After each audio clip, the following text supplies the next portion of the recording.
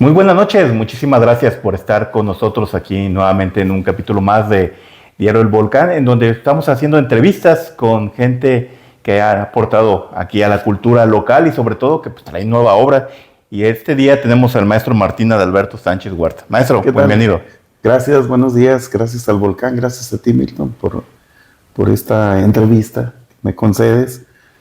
Para mí significa mucho por el trabajo que a veces precisamos, ¿no? De que se conozca lo que hacemos. Sí, la idea pues es dar promoción a los nuevos trabajos que vienen realizando cada uno, como usted con su nuevo libro Un adiós para Ramona, pero antes de entrar de lleno, pues hay que considerar que el maestro, hay que decirlo, pues maestro de profesión durante muchos años, ya jubilado, ¿verdad? Sí, 33 años estuve trabajando. Tuve en suerte dar clases en una maestría, pero siempre trabajé en primarias. Por ahí trabajé en secundaria. Les digo a la gente que me conoce que nada más me faltó trabajar en preescolar. No, ok. Pero ahora jubilado, felizmente. Felizmente jubilado, ¿verdad? Y también se ha dedicado durante los últimos años a la pintura. Sí, fíjate que es curioso porque en una entrevista que me hacía el profe Pérez, me acuerdo que me preguntó qué prefería más, la pintura o la poesía. Y yo le decía que me había casado muy chico con la pintura, pero que mi amante era la poesía, Sí. porque yo dibujo desde niño. De hecho, tengo una cédula profesional como maestro de dibujo y pintura. Ok. Así es, como es. ¿Qué es más? Lo que le he visto mucho retrato o de repente paisajes en cuadros que he visto casi siempre en casas de amigos, ¿no? Mira, yo siempre he dicho que soy muy malo para el retrato, no me gusta en realidad. He practicado conmigo porque puedo deformar mi propia Sí, cara, sí, ¿no? sí. Pero con otra gente me da pena, aunque me han encargado algunas cositas. Y paisaje, no es lo más que hacía. De hecho, a mí me gusta la creación, me gusta el surrealismo, me gusta inventar imágenes. Sí. Hemos visto algunos muros en algunos restaurantes, como por ejemplo La Cascada, ¿no? La cascada fue curioso porque es el único mural que he hecho en Sí. Guzmán. Yo estuve investigando mucho tiempo la teoría de la disposición geométrica de los murales. Las ideas que tenía Orozco, por ejemplo, al respecto, son muy interesantes. De hecho, ayer platicábamos con Perestroico de Sayula sobre la teoría de la construcción en los murales, y es algo muy interesante. Entonces, fue una manera de plasmarlo, aunque la imagen es muy sencilla, ¿no? Es el rostro de Orozco. Me acuerdo que me ayudó un muchachito, Yair, a quien, si nos ve por ahí, le mandamos un saludo. Y que también es buen pintor. Sí, es un joven artista brillante. Lo que he notado en sus cuadros, los muchos pocos que he visto, hay cierta intensidad y fuerza, ¿no? Que se plasma y sobre todo he notado que hay mucho el color azul, azul oscuro, los rojos, anaranjados, pero siempre con cierta fuerza e intensidad. Bueno, a mí, fíjate que fui a tomar un curso con Octaviano, un pintor muy bueno ahí en Colima. Tiene un taller que se llama La Casa Azul. Él ya me decía que él ya no pinta casi, que da para conferencias. Y en su primera clase me dijo, a ver, no le busquemos, ¿cuál es el color que más te gusta? Y con eso vamos a trabajar. Estuve yendo ahí unas clases y me acuerdo que le dije, bueno, entre los azules y verdes. Los colores fríos. Sí. Más trabajo con eso, sí. Es donde se siente más cómodo. Sí, es más agradable para mí a la vista. Así es. ¿Y exposiciones? Nunca me ha tocado ver una. Es que hice exposiciones hace muchos años. Yo creo que tú estabas en la primaria. Expuse en Pihuamo, en Tamazul, en Tecalitlán, en Sayula, aquí. ¿Dónde más?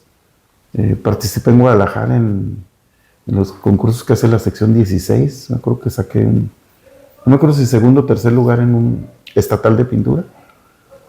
Y no, ya dejé de hacer exposiciones. La última fue hace mucho tiempo en el lugar que se llamaba El Mátame, ahí por el centro. Lo que era Gali también. Que era la Plaza Gali, Sí. ándale, en un espacio allí. Pero eso fue hace muchos años también. Sí, y ya. Sí, lo digo, los cuadros que he visto, pues casi siempre en casas de amigos, ¿no? Ajá, en su mayoría, sí. y de repente como que los ves y dices, como que se me hace que es del maestro Martín, y ya al preguntar, pues sí, me confirman, ¿no? Sí, han sido diversos, es Sí. curioso, ¿eh? Porque cuando estuve en el ayuntamiento en Tecalitlán, me acuerdo que la regidora de cultura me dijo, oiga, ¿por qué pinta puras mujeres desnudas? Y yo, no pinto nada más eso, pinto paisajes, he pintado cuadros, para la iglesia incluso. Entonces, es variado, ¿no? Sí. Es variado. Y también a veces lo que le encarguen, ¿no? Aunque casi no vendo, yo no he vivido de la pintura, pero más bien esos cuadros para las iglesias y eso había sido por ayudar. Por ayudar por ahí en carros alegóricos o cosas así, ¿no? Y ahí sí, pues depende, como tú dices, de lo que me pidan. Sí, sí, exacto, hay que adaptarse, ¿no? Sí. También lo hemos visto ilustrar libros, como el caso del último libro de Pedro Mariscal, Sí. Decimario Fernando del Paso, que hace 15 días lo tuvimos aquí. Fíjate que eso fue un buen experimento porque busqué, yo no hago dibujo digital, me gusta más hacerlo a mano, pero busqué algunas imágenes y las trabajé digitalmente y luego hice un transfer a negro y manipulé el transfer con tinta china, entonces fue como experimentar con las imágenes. Por ahí a un amigo mío que también es pintor y escritor, le gustó mucho y quiere que le haga unas ilustraciones parecidas. Que es una técnica muy diferente a todo lo que venía haciendo, ¿no? Y no es tan colorido como los mayores de sus cuadros que le hemos conocido. Sí, lo que pasa es que, bueno, tú ves en una publicación, por ejemplo, como esta, que también hice las ilustraciones, a veces es preferible para mí el blanco y negro, porque a veces se distorsionan mucho, ¿no? Sí. Pero ahí fue un buen ensayo, con la tinta, la verdad, con lo del libro de Pedro. ¿Qué tanto lo puede limitar, pero también a la vez abrirle un nuevo campo, el hacer un dibujo, una pintura a partir de un libro, como en este trabajo que hizo con Pedro? Bueno, en el caso de Pedro había un elemento muy específico, ¿no? Que era Fernando del Paso. Sí. Pero de las 19 décimas que hizo en el libro, cada décima hablaba de algo en particular. Por ejemplo, en alguna me acuerdo que mencionaba como un vaso de palabras. Entonces dije, pues voy a hacer un vaso con letras, ¿no? Sí. Que están saliendo del vaso. O en otro donde hice una libélula porque la menciona. Entonces, ahí cada décima iba marcando la pauta, ¿no? De qué podemos ilustrar. Sí, que podemos, pero era como agarrar la frase o la idea, ¿no? Y reinterpretarla. Sí, de una manera visual. Sí, de una manera visual. Sí, así es. ¿Cómo ves? Llevar. ¿Cómo es ese salto de pintar a irse a la poesía? Pareciera, por lo menos desde afuera y desde lejos, que no tiene nada que ver una cosa con la otra. Es curioso porque yo lo he pensado a la inversa de cómo irte de la poesía a la pintura. Ah, ok. Lo que pasa es que yo me fui a estudiar la licenciatura en español a la Normal Superior de Tepic y en ese tiempo la acababan de cambiar el programa porque la carrera era literatura, pero cuando llego ya es licenciatura en español. Pero los programas estaban cargados de literatura, entonces teníamos que investigar la literatura, el siglo de oro, etc. Y para titularme yo hice una investigación sobre la imagen en la poesía. Como venía yo de la pintura, pues las imágenes, ¿no? En la poesía. El surrealismo me abrió una puerta, los sismos de la poesía entre guerras. Y ahora a veces he querido hacer a la inversa, ¿no? Por ejemplo, hay una frase que le gusta mucho a Pedro que dice que la angustia es como un pez helado que se mete por tu boca y te muerde el corazón. Pero esa imagen mental la podemos transferir a un dibujo. ¿Cómo dibujaríamos un pez helado que te muerde el corazón? Entonces he querido hacer trabajos de esa manera, ¿no? En la pintura. Ok, unir una cosa con la otra. Sí. Me parece. ¿Cómo ves? Perfecto, muy bien. Y algo que también yo tenía muchos años de conocerlo, sabía que pintaba y de repente nos encontramos con un libro que se llama Territorios, ¿verdad? Un libro de poesía que en aquel momento nos sorprendió por dos cosas, porque no sabemos que escribía poesía y segundo, por la calidad de este libro. ¿Qué nos puede platicar de este libro que ya salió hace varios años?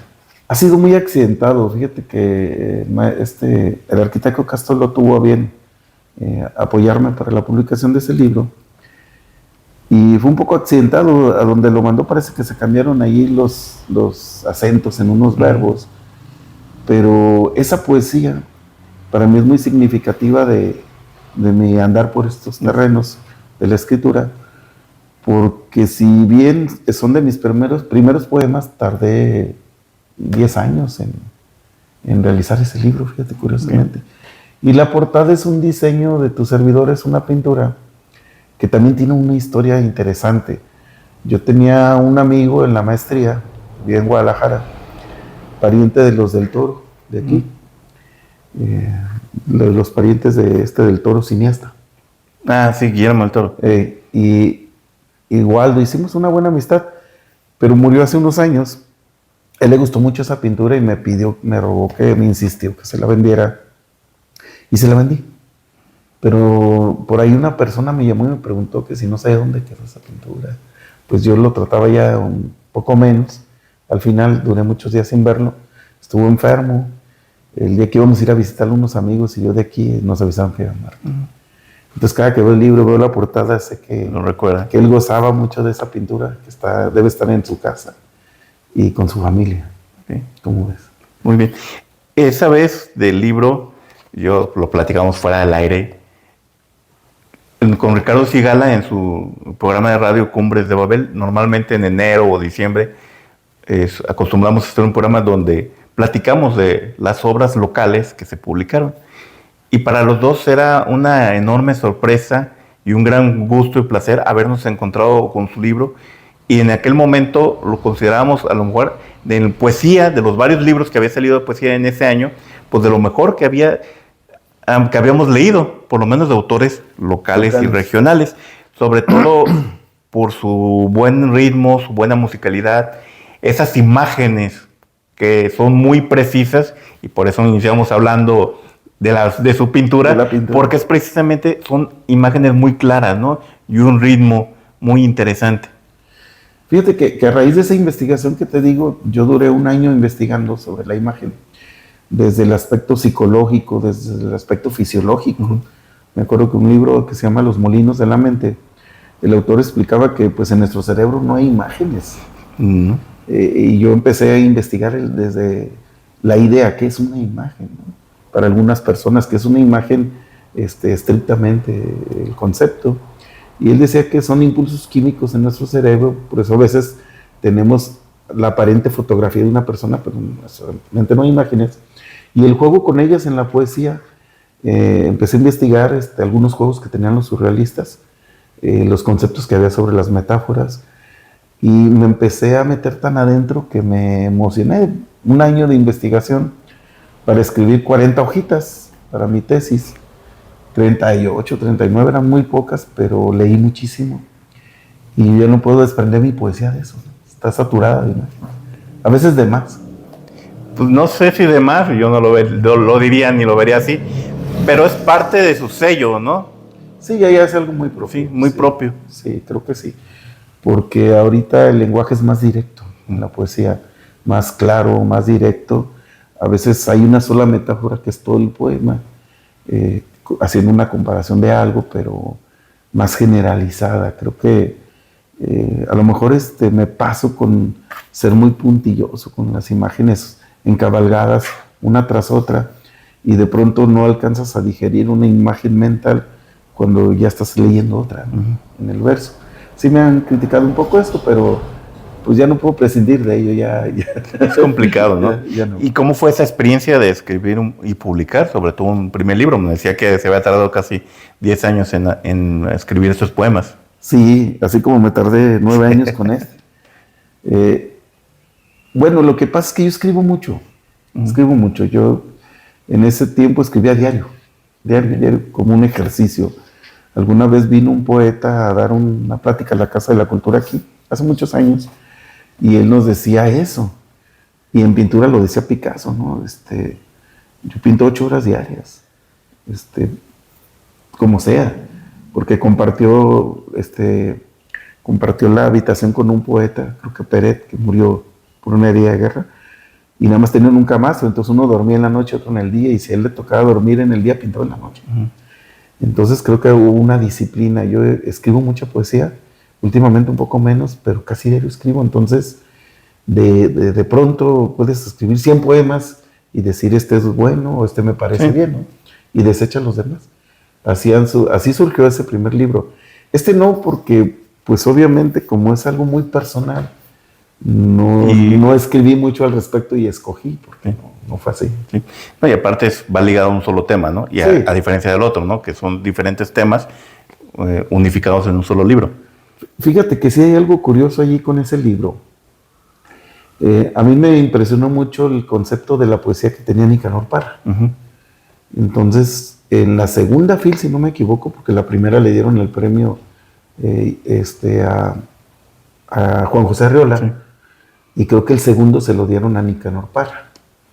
Entonces, las universidades o la FIL abrió un concurso como para maestros, pensando en las universidades, y yo mandé un cuento, porque yo era maestro, Sí. pero no de universidad, de primaria, y se coló. Mandé 3 textos cortos y gané el concurso de la FIL. Entonces, yo no sabía que era la FIL. Llego a la FIL, el premio me lo dio Nicanor Parra. Ok. Entonces, en este libro, por lo que me preguntas, la antipoesía, uno de los conceptos de Nicanor Parra era que metamos las palabras sencillas y cotidianas a la poesía. Entonces yo escribí ahí un poemita que se llama ¿Cómo hacer un poema? Y habla sobre que puedes agarrar un papel periódico y recortar palabras. Sí. Y al final dice, quizás la sección cultural te arroje el final más cursi, pero el final, al final, dice, hoy aumentó el precio de la tortilla. Sí. Y fue para eso, para la influencia de Nicanor Nicanor Parra. Parra. Y esos poemas están imbuidos por eso. Y además hay un lazo muy directo con la actualidad, porque tengo un poema que se llama Preparativos, donde el poeta está preparándose para recibir al dolor, sabe que le va a llegar, o la tristeza, y dice que se pone su taza de café, acomoda los libros y se siente y dice, estoy listo, dolor, puedes llegar. Puede llegar. Y en una versión que hice, que se llama Postergación, no está preparándose, está postergando que llegue. Está postergando que llegue el dolor, ¿no? Y al final termina con el mismo verso. Es un poema más extenso, pero ese poema tuvo en suerte ganar un concurso internacional en Argentina. En el 2000, ¿qué? En el 2020, 21. Así es. Sí. Entonces también tenemos premios ahí internacionales dentro del poemario.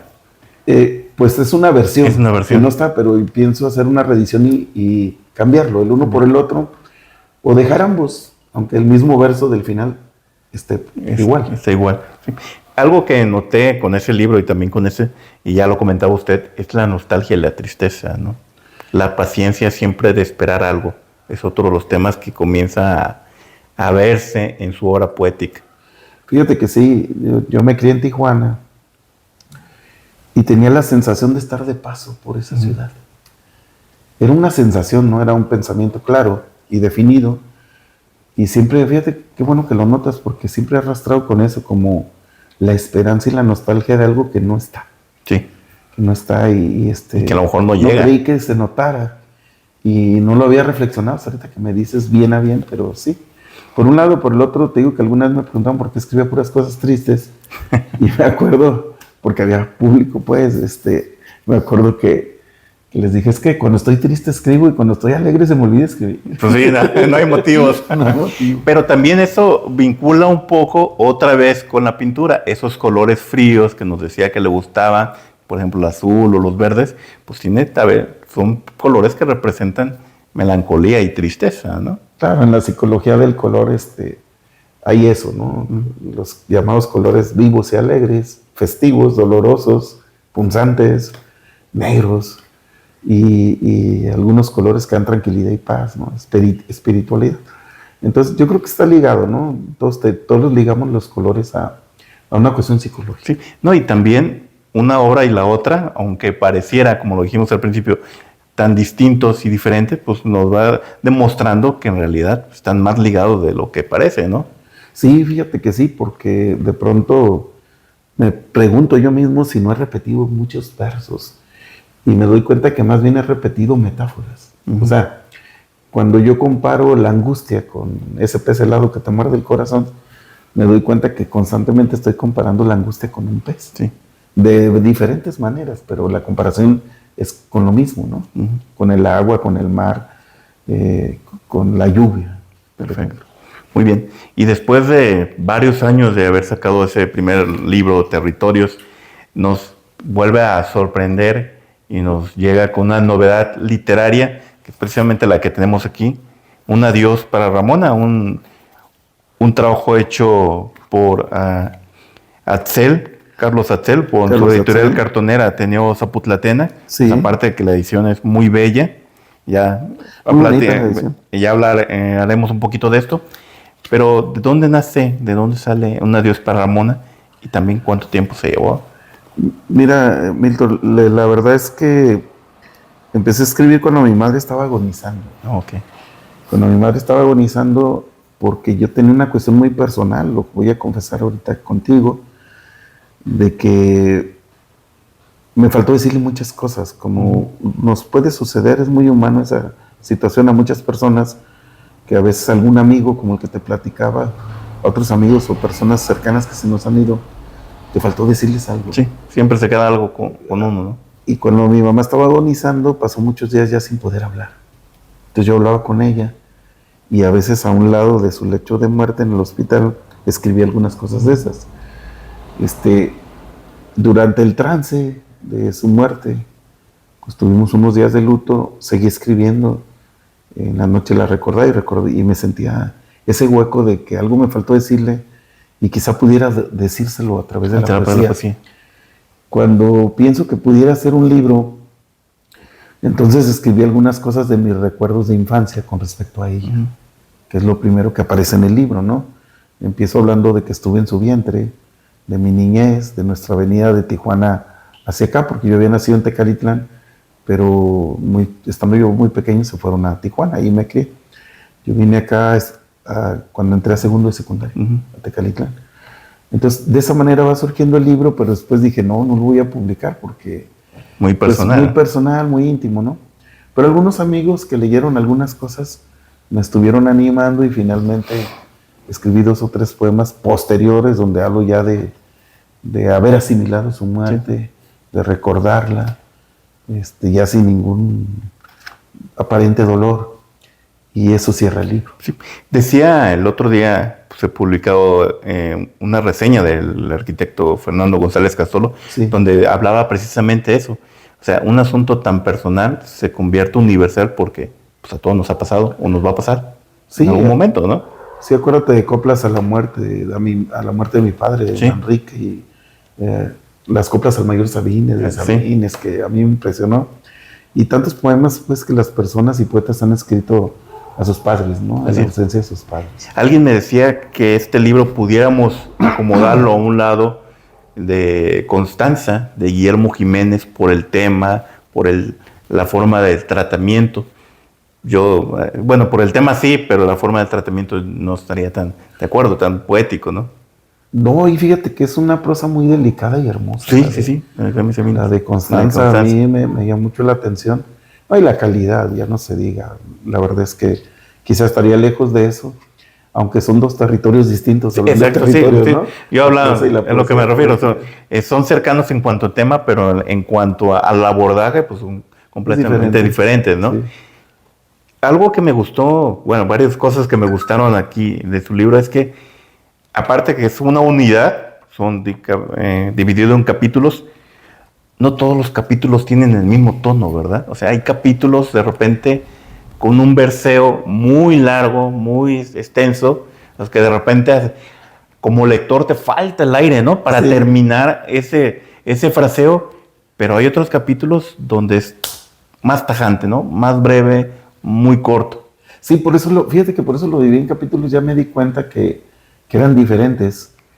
Y aparte el tratamiento en algún capítulo del tema, porque por ejemplo en los más violentos, los que escribí con menos técnica, más con dolor, están en un solo capítulo.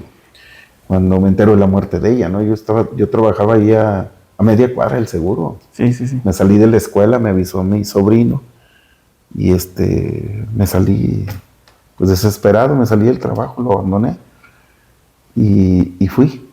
Y sucedió algo muy anecdótico. Le llamamos a un conocido de Tecalitlán que tiene una funeraria. Llegó y me dijo, pues yo estaba todo atolondrado, que había que hacer trámites en el ayuntamiento.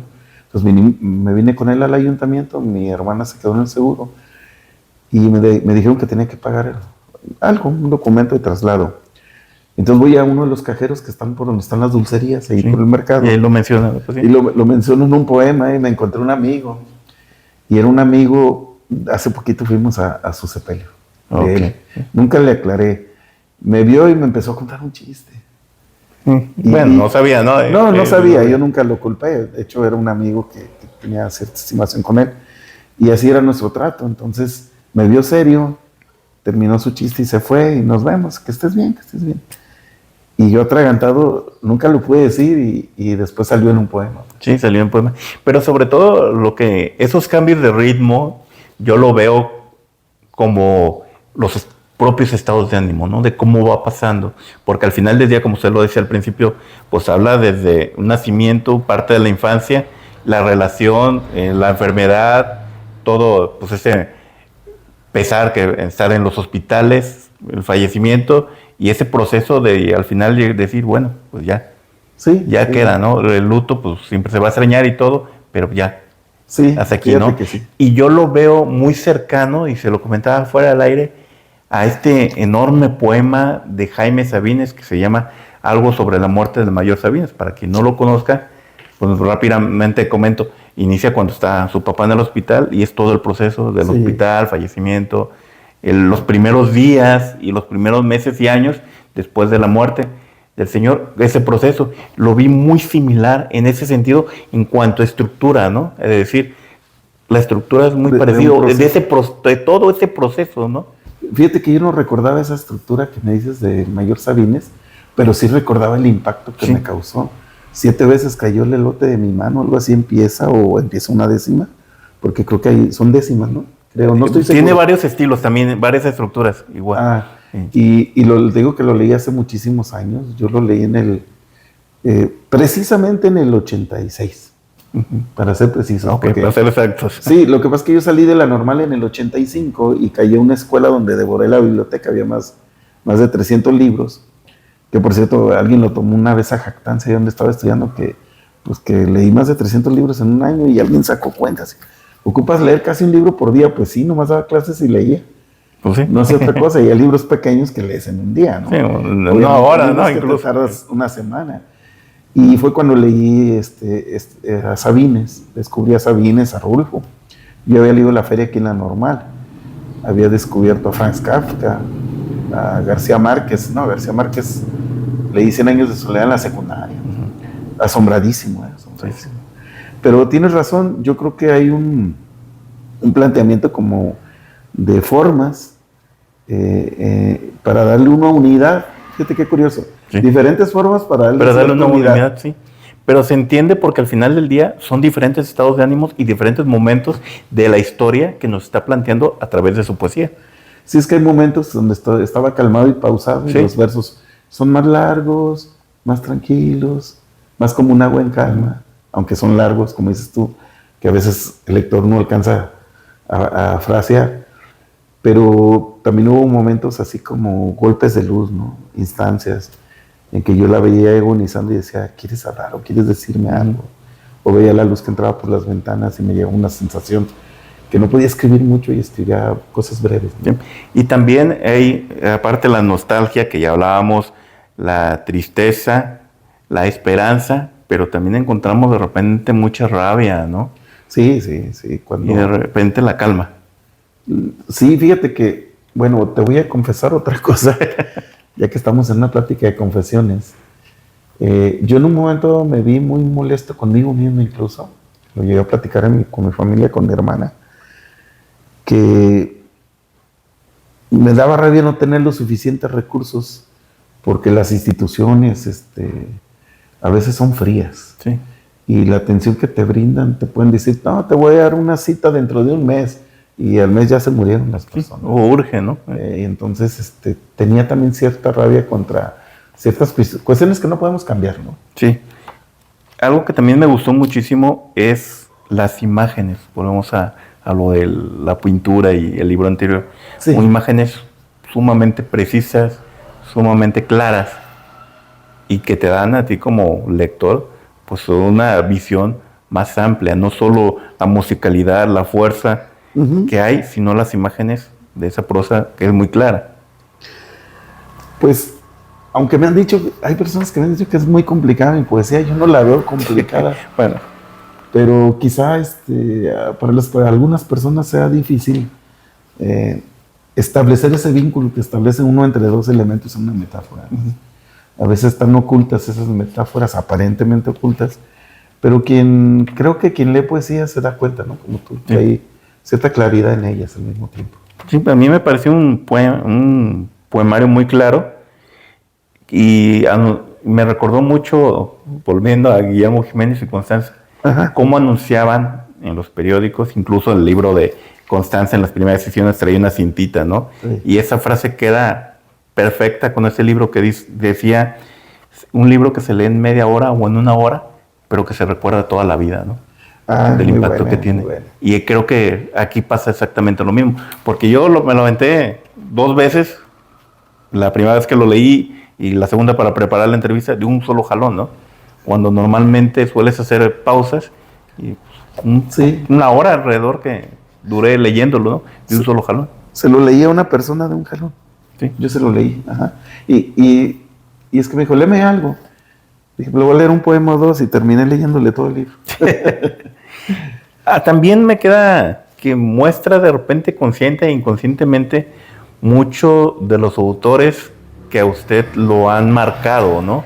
Sí. Ya hablábamos de una estructura similar de Jaime Sabinos, aunque podamos decir que no lo tenía tan en conciencia, que no lo había leído tan cercano, pero hay un recordatorio, pues encontramos de repente cosas como la de Guillermo Jiménez, y esta frase que la comentábamos fuera del aire es tan famosa en la poesía mexicana, tuércele el cuello del cisne, donde pues representa, termina con la belleza. Y hay una frase muy similar que usted me dijo con un significado y yo le encontré otro, que pues al final del día es parte de la belleza. Tuércele el cuello al cenzontle, ¿no? Sí. Cuando el cenzontle en su significado, pues es el ave de las 1000 voces o de las voces infinitas, y yo lo sentí como que esa frase significa acalla las voces, ¿no? Todas esas voces que te están hablando de la tristeza, del coraje, de la impotencia y de todo el proceso que nos está hablando en la poesía, como que guarda silencio, ¿no? Como que ya callen. Va a ser en esa parte donde recuerdo el velorio y la gente que llegó en ese momento. Y eso. Y sí, por ahí va un tanto de mejor cállense, o sea, sí, no callemos. Todo lo que me hace ruido por dentro. Y todo el ruido de fuera, ¿no? Las voces de fuera. Como aquel tango de sus ojos se cerraron, donde llega un momento donde dice, el mundo sigue, o sea, yo estoy aquí con mi dolor y el mundo sigue rodando cuando quiero que pues todo se detenga, todo se calle, ¿no? Por este momento. Cuando algo así, y al mismo tiempo haciendo alusión a la frase poética. Del modernismo. ¿Qué otras influencias usted ha detectado que de repente dices, mira, este poema, porque así nos pasa a todos, ¿no? Digo, la poesía y la literatura se crea a partir de más literatura, ¿no? Claro, y se alimenta uno de ella, mira. Sí. Yo recuerdo, por ejemplo, me gusta mucho Octavio Paz, y en los poemas cortos, siempre me acuerdo de Octavio Paz, en los poemas cortos. De hecho, hace mucho tiempo descubrí que le plagié un verso sin querer, de manera inconsciente. Escribí un verso y dije, me hace conocido. Sí, que lo busco y era un verso de Octavio Paz. Un verso muy corto, de 3 palabras, creo, algo así.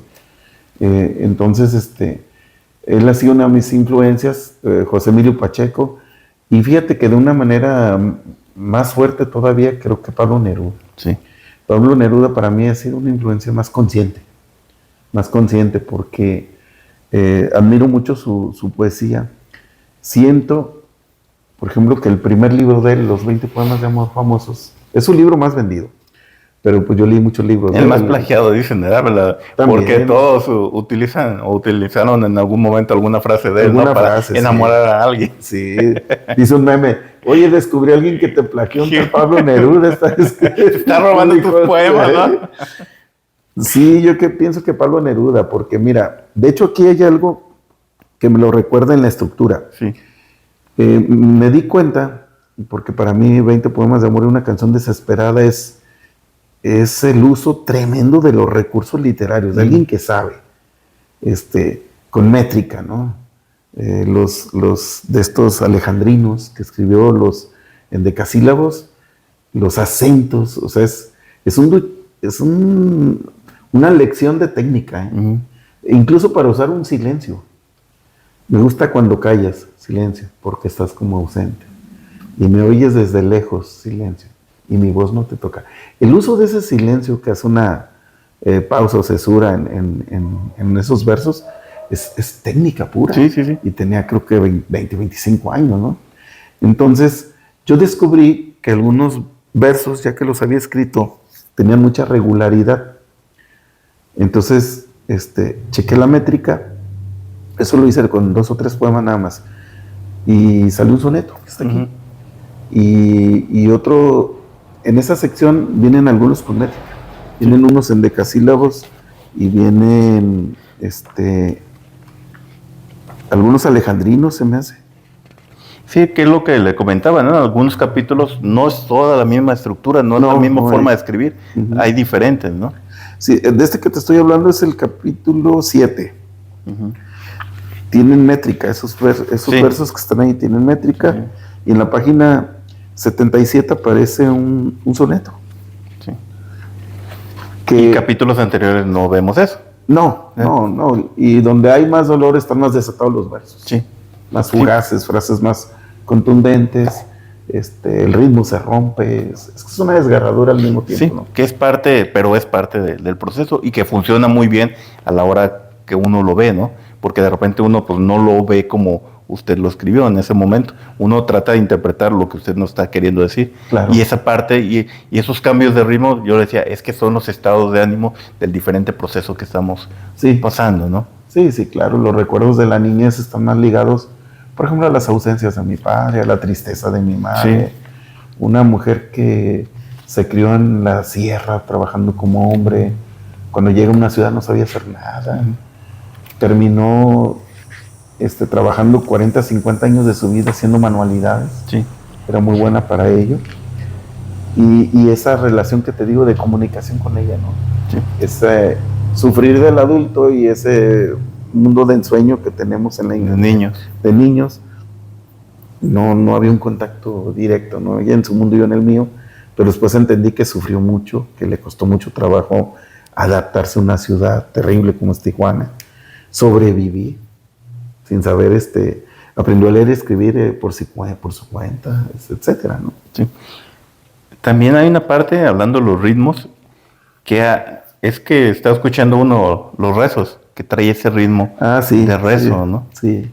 Sí, recuerdo mucho por los rezos.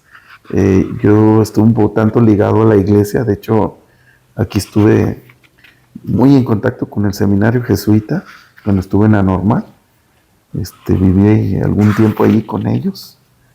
Y sí, los rezos, esa esencia de la palabra en el rezo, que para mí es importante, ¿no? Sí. Que es algo que no vi o que no recuerdo del libro anterior, pero hay mucho simbolismo religioso en este libro. No sé si sea por lo tema. No lo había pensado así, pero tienes razón. Creo que es esa cuestión de que ella estaba muy ligada también a la iglesia. Uh-huh. Y a veces platicábamos, ¿no? De cosas, porque por ejemplo le contaban algo de mí. Ya cuando fui servidor público, pues ya ves cómo son esas cuestiones, ¿no? Se dicen muchas cosas. Yo me decía ella, no hagas cosas buenas que parezcan malas. Y yo le decía, no, usted haga cosas buenas aunque parezcan malas. No importa lo que diga la gente. Y hacer cosas buenas, no le hace qué. Y entrábamos en un conflicto religioso. Uh-huh. Y creo que hay mucho de alusión a eso, ¿no? A la religión. Así es. Y otra parte que me gustó, ya al final, ya son versos un poco más relajados, ¿no? Ajá. Pero también de repente hubo un momento en que dije, mira, me recuerda a la tía Chofi de Jaime Sabines, ¿no? La tía Chofi. La tía Chofi. Famoso poema. Un famoso poema donde dice, hoy murió mi tía Chofi. Ajá. Me fui al cine con mi pareja y después hice el amor, ¿no? Sí. O sea, sí. Y a ella la están velando, ¿no? Y él, en una parte de él, está queriendo continuar con su vida a pesar de todo el dolor que le está causando la muerte de la tía Chofi. No es que no le importe la muerte de la tía Chofi, sino que es como momentos en los que no te cae la realidad de lo malo que está sucediendo. Sí, la vida continúa, pero te tiene este dolor atado, Sí. pero no te puedes atar porque la vida sigue, ¿no? Sí, tienes que continuar. Fíjate que hay una especie de alusión ahí inconsciente tal vez, pero acá es como más relajado, como ya lo Sí, acepté. sí, Pues sí. ya lo acepté. Porque es en realidad en otro momento del proceso, ¿no? Sí, Que es sí, más al bien final. acepto ya Sí. lo que sucedió, ¿no? Ya. Sí, no, hoy hice el amor y no pensé en ti, o algo así, Sí. y voy a escribir también el nombre de esa persona Así en el es. libro de mi historia, ¿no? Así Algo es. así. Así es, sí, así es. Muy bien, maestro. También este libro está acompañado de dos amistades suyas, de Pedro Mariscal y Panchito, Ah, sí, Francisco Que la hacen- Hernández y Pedro Mariscal. que hacen un prólogo y un epílogo, ¿no? Fíjate que para mí son muy valiosas sus palabras. Con el epílogo de Panchito, una situación ahí curiosa, se me perdió, me lo escribió a mano, y cuando lo estaba transcribiendo, ahí donde estaba trabajando, de ahí se me perdió. Ok, Yo transcribí desapareció. la mitad, pero qué curioso, porque lo guardé muchos años Ujú. en un maletín, y cuando lo saqué y lo estaba Cuando se transcribiendo, lo ocupó se perdí. perdió. Dije, ¿cómo es posible? Me volví loco buscándolo, ¿qué pasó aquí? No lo encontré, ya le confesé a Panchito y se acordaba de varias cosas y lo terminó. Yo estoy muy agradecido con este equipo que hemos hecho Ana las Letras, porque nos hemos apoyado mucho y tenemos una amistad ya de, yo creo que más de 20 años. Sí, los maestros, los dos tres, ¿no? ¿Se entiende? Sí, sí. ¿Trabajaron juntos en alguna vez en alguna escuela? Fíjate que curiosamente no. No, ¿verdad? No, yo a Panchito lo conocí en la normal, Sí. en la normal.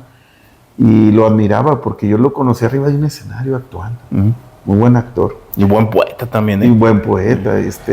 A Pedro lo empecé a tratar después, lo conocía de vista y lo empecé a tratar después. Tuve en suerte de presentar algún libro de Pedro, algún libro de Panchito, que me hicieran prólogos, Sí. estos textos bellísimos, la verdad. Sí, sí.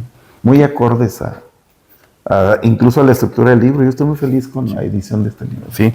Y ya para casi terminar, los dibujos son muy hermosos y todos Gracias. son un ojo llorando, convertido en diferentes formas. Fíjate que me valí de 2, 3 recursos nada más. Los ojos, bueno, lloramos. Ujú. La tristeza para mí representan un ojo con lágrimas, pues representa Sí, o sea, la totalmente tristeza. la tristeza, Sí, sí. es muy obvio, ¿no?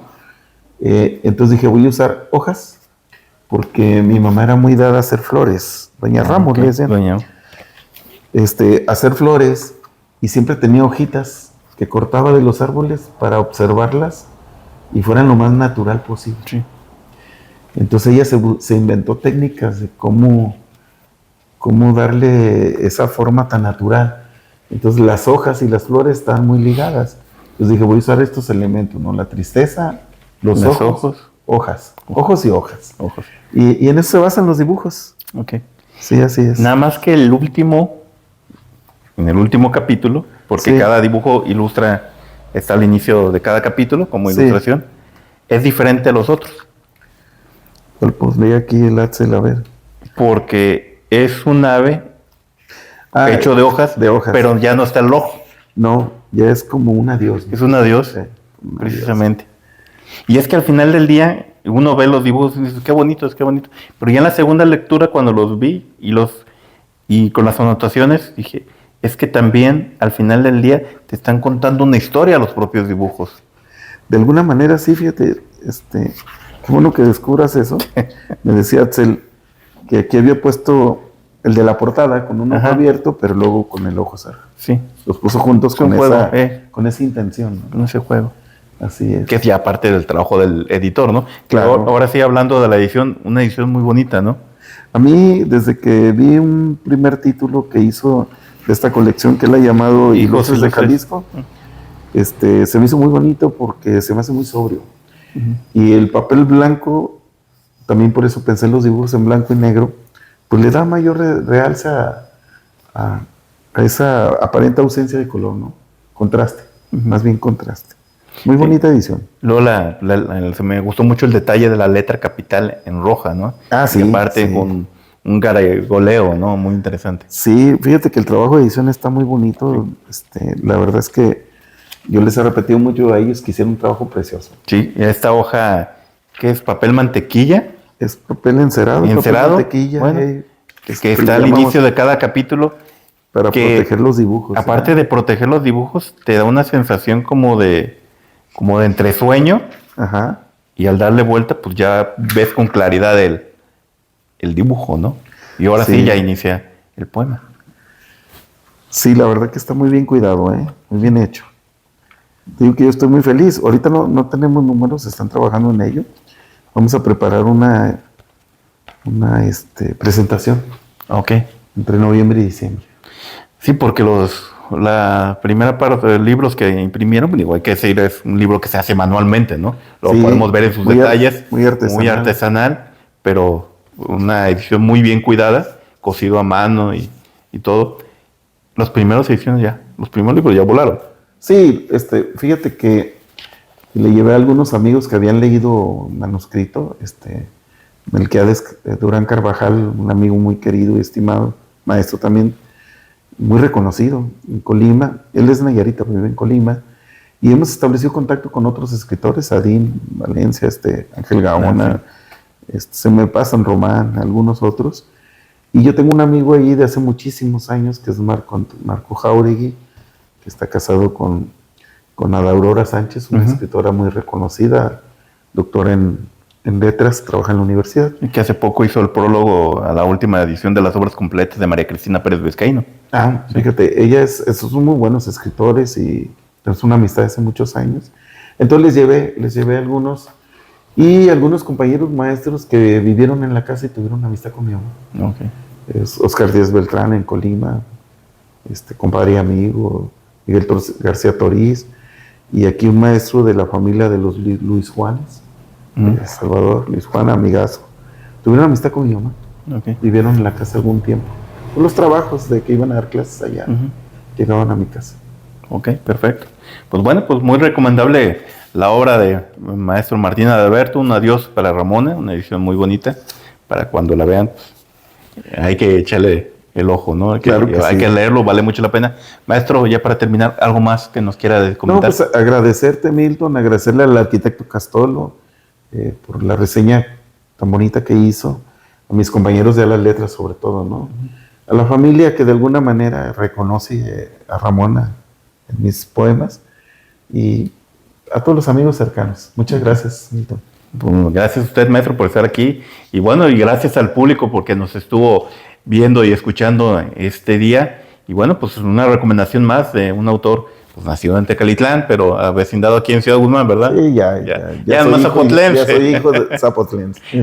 Muchísimas gracias y seguimos en contacto para la siguiente semana con otra entrevista cultural aquí de Diario El Volcán. Buenas noches y muchas gracias. Gracias.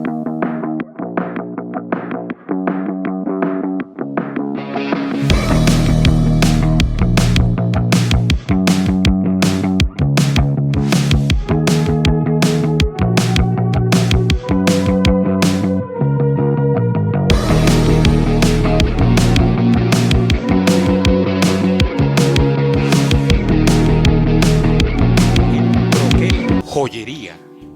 Federico del Toro 11 de Ciudad Guzmán, Jalisco.